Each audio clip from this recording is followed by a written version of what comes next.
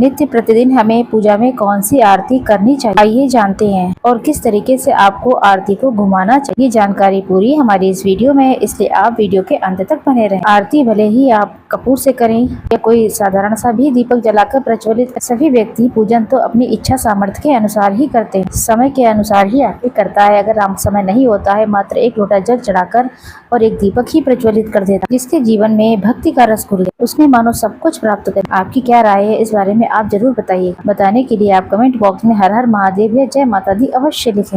आप यहाँ पर विद्यार्थी हैं या फिर गृहस्थ में हैं या ऑफिस जाते हैं तो एकमात्र दीपक भी प्रज्वलित करते हैं। पूजन पाठन की प्रक्रिया परिपूर्ण रूप से कर सकते, विशेष कोई नियम नहीं जानते, विशेष कोई फूल नहीं चढ़ा सकते, चंदन घिसकर आपसे नहीं लगाया जाता, कोई परेशानी की बात नहीं। जिस तरीके से आपके पास समय है और जिस तरीके से आपको पूजा करना आता है वही अति उत्तम होता है। भगवान यहाँ पर पूजा के नियम विस्तृत रूप किसी चीज को नहीं देखते हैं, भगवान सिर्फ सच्चा भाव सच्चा मन देखते हैं आपको। तो बिल्कुल भी ये चिंता ना करें कि आप पूजा सही कर पा रहे हैं नहीं कर पा रहे हैं, मैं व्रत उपवास नहीं कर पाता, क्या मेरी मनोकामना पूर्ण नहीं होगी, तो ऐसा बिल्कुल भी नहीं है भाई। प्रति व्यक्ति की महादेव सुनते हैं और हर मनोकामना भी पूर्ण। जैसा कि हम आपको बताते हैं दीपक से आरती करते हैं, अलग से कपूर लगाकर आरती करते हैं। अच्छा आपकी है, जैसा मन करे आपको वैसा करें, परंतु आपके घर का जो मंदिर है जहाँ पर सभी देवी देवता विराजमान है, उनकी 7 बार आरती आपको जरूर उतारनी है। भले ये दीपक को ओमकार के रूप में आप आरती बनाए, आप साधारण सरल तरीके से अपने दाहिने ओर घुमाते हुए गोल गोल के ही आरती कर सकते हैं, लेकिन आपको कम से कम 7 बार दीपक को जरूर से घुमाना। इसके बाद आरती करने के बाद दाहिने हाथ से ही सभी देवी देवताओं को आरती देना चाहिए। उसके बाद जल का लोटा जो आप अपने मंदिर में रखते हैं, यहाँ पर जो दीपक है जिससे आपने आरती की, जल लेकर के थोड़ा सा 3 बार उसके ऊपर घुमाएं। लोटे का जल लेकर थोड़ा सा वहाँ पर छोड़ दीजिए। चम्मच या आचमन से भी आप इस तरीके से गोल गोल 3 बार घुमा सकते हैं। इसके बाद आपको ये आरती अपने घर में घुमानी चाहिए। घर के सभी सदस्यों को इसी से आरती लेनी चाहिए। परंतु अगर आप भगवान को आरती नहीं दे रहे हैं, इसके ऊपर जल नहीं घुमा रहे हैं, तो आपकी पूजा पाठ यहाँ पर आधी अधूरी रह जाती है। सारी चीजें आप ध्यान से सुनते चलिएगा।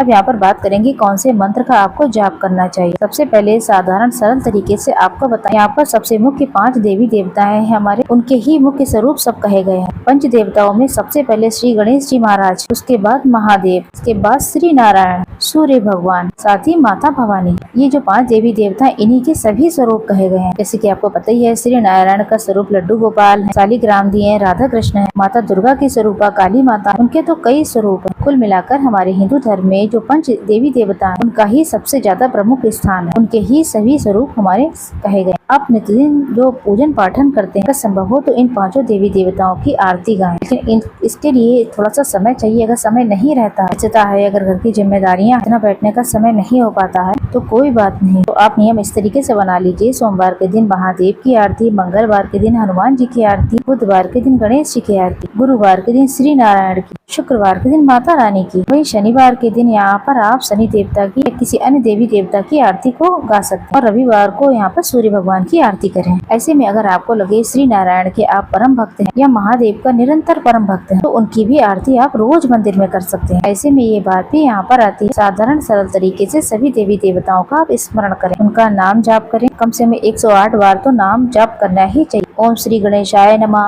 ओम श्री सूर्य देवाय नमः, ओम श्री नारायणाय नमः। जो भी आप देवी देवताओं का स्मरण करना चाहते, कुल मिलाकर उनका स्मरण कर लेते हैं तो वो भी पूजा पाठ के समय ये सब पर्याप्त रहता है। तो ऐसा बिल्कुल मत सोचिए अगर श्री नारायण की आरती आपने गा ली तो महादेव क्रोधित हो जाए, ऐसा कुछ भी नहीं होता है। देवी देवता एक दूसरे को देखकर प्रसन्न होते हैं, हमारे इष्ट देवता भी प्रसन्न होते हैं। बस सभी देवी देवताओं का ध्यान करें, स्मरण करें, उनसे भूल चूक के लिए माफी मांगे। आरती आप कोई भी गा लेंगे, हमारे देवी देवताओं को प्रसन्न करने वाली ही होती है, और इस बात का ख्याल रखें भूल चूक के लिए आप क्षमा प्रार्थी हो। आपको हमारी ये छोटी सी जानकारी पसंद आई हो तो वीडियो को लाइक शेयर जरूर करें।